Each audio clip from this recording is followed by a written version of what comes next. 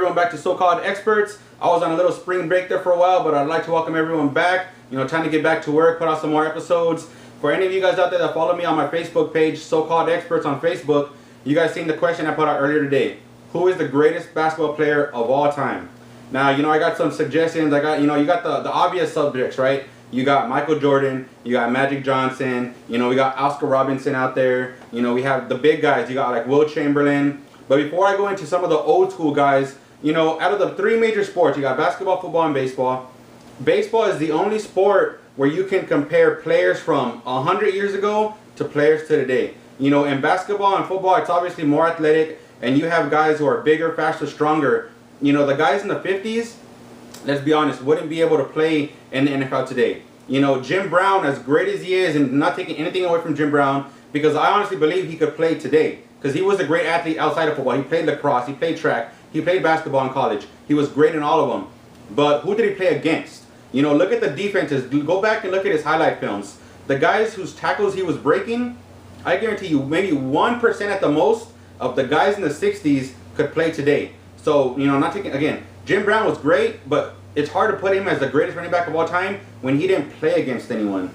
So, you know, in basketball, the same thing. You have guys like Will Chamberlain. I mean, the guy averaged 50 points a game, 25 rebounds a game for a season. Imagine that. Imagine playing an 80-game season and you average 50 points a game. You average 25 rebounds a game. That's just ridiculous. You know, but he only has 2 championships. As great as he was, when he played against the Celtics and Bill Russell, who he was better than Bill Russell. He was taller, he was bigger, he was a better scorer, but Bill Russell was a better team player and he had a better team. You know, you have someone like Oscar Robertson, Jerry West. These guys were all greats, but they don't have the rings to back it up. You know, Oscar Robertson averaged the triple-double for a season.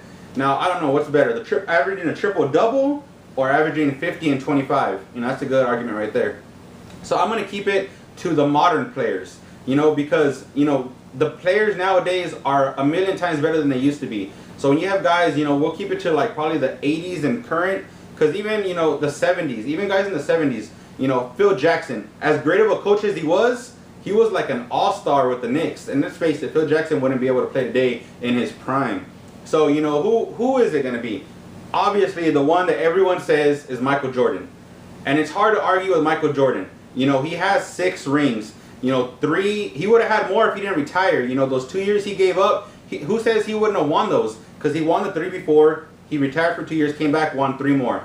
You know, then retired early again, you know, shortly thereafter winning the last 3. So, you know, with all of his scoring accomplishments, you know, he's one of the top 5 scorers of all time. You know, he has his rings. It's hard to argue against Jordan. And in most cases, Jordan is probably the right answer. But for this so-called expert, I'm going to have to go with Magic Johnson. I know a lot of you Laker fans are out there like, what? Mr. Laker hater saying Magic Johnson? Yes, the man deserves credit. You know, the guy was great. Here's the thing about Magic Johnson. No one worked harder than Jordan. And he was, you know, Kobe is the next greatest thing to Jordan as far as drive, work ethic, you know, dedication, determination. Those guys had that. You know, they had it when it comes to that. But Magic Johnson was what you call a team player. You know, he made everyone around him better. You know, Jordan, I don't know if he made players better. You know, because what's the criticism about Kobe right now? Players stand back when he gets in his zone and they watch him and they stop playing. And then when he passes it to them, they ain't ready. You know, why does Gasol right now, when he catches the ball, he doesn't shoot it? Because he's not used to catching the ball. You know, and that would happen with Jordan too. You know, now Scottie Pippen was great on his own, so he could make his own points. But Jordan sometimes took away from the team. You know, whereas Magic Johnson was the team. You know, yeah, you could say he had Kareem. Kareem didn't win a ring in LA until Magic got there. And then when Magic got there as a rookie, all you so-called experts out there right now, try to remember the last time a rookie came in and was automatically the team leader and led them to a championship. I can't remember anyone who's done that. You know, he won a championship in college. He beat Larry Bird when he was in Michigan State. You know, and then he comes in his rookie year and leads the Lakers to a championship. And when I say lead, I mean lead. You know, because Kareem got injured in the finals. They played, I think, the 76ers that year. And Kareem went out in Game 5 or Game 6. And who comes in and plays center? The point guard, Magic Johnson. You know, now name another guy who could play all 5 positions. You know, he wasn't just a point guard. He could have played shooting guard, small forward, power forward. He played center. You know, that game, He dominated and he won not only a ring, but he won the NBA Finals MVP. You know, obviously he won Rookie of the Year. The guy's done it through his whole career. You know, now you can say, well, Jordan has 6 rings. Well, Magic has 5. And, you know, let's not forget what happened to Magic. If it wasn't for the HIV, you know, just like Jordan retired, but Jordan retired on his own. You know, Magic got hit with HIV. His career was nowhere near as long as it should have been. You know, Magic to me is the ultimate basketball player. If me, any of you out there right now, were to have a draft, an all-time draft, and, you know, we could pick it from any basketball player of all time, I would give you the first pick because I know you're going to take Jordan, you know, and then I would take Magic. And then, you know, if you went with the big man, you know what? I could always take Kobe. And although I don't think Kobe is on the level of Jordan, I think he could hang with Jordan. You know, he's the next closest thing. So on my team, if you have Jordan, I have Kobe, I'm cool with that matchup. But who are you going to put to match up against Magic? You know, the only guy who you could match up against Magic who has all of the skill set that Magic has is LeBron. You know, LeBron is a 6'8" guy who could play all 5 positions probably, and, you know, has great basketball IQ, passes the ball as good as he shoots it.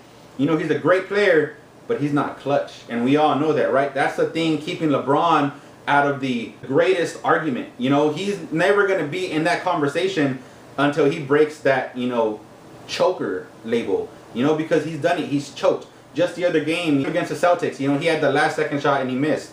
So who are you going to match up against Magic? Now, this is the things you have to think about. Everyone can look at stats. You know, Jordan scored so much. Wilt Chamberlain scored so much. Oscar Robertson averaged a triple-double. That's great. But I don't think any of them had the impact that Magic has.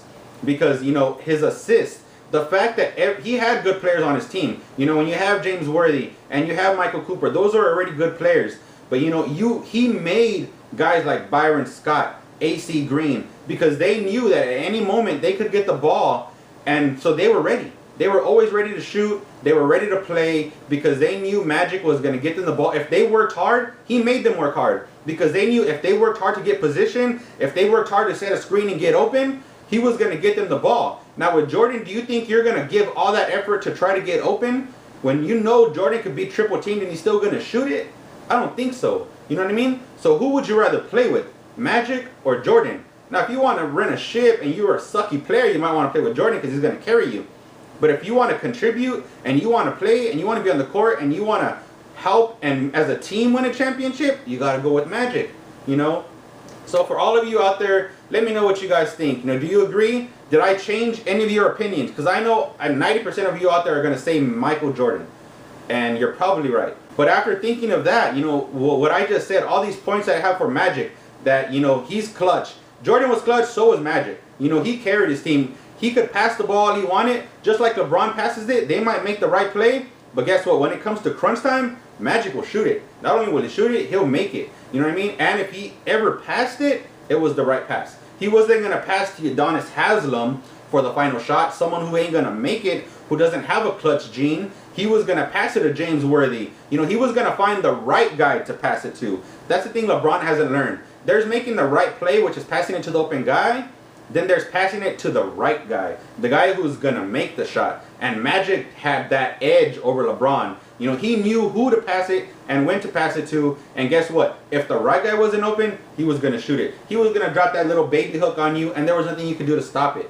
So let me know what you guys think. Am I right? Am I wrong? And tell me why I'm right or I'm wrong. Don't forget to support your troops. Don't forget to support my collaboration. For all you veterans out there, for any of you that know veterans, if they're just coming out of the military and trying to turn into that civilian life, trying to make that transfer, go to www.vhvtv.org. There's tons of great information on there. You guys are entitled to so many benefits out there that you probably don't even know about. So go on that website, look it all up, you know, take advantage of everything that this country owes you. Because remember, everyone here, it's a Sunday right now. All you guys are probably home, chilling, watching TV, barbecuing, you know, recovering from last night. Don't forget, you guys are able to do that because of the sacrifices made by our men and women in the military. So men and women, take advantage of the benefits that this country gives you. And keep fighting for more even, you know. So with that being said, so-called experts, I'm out.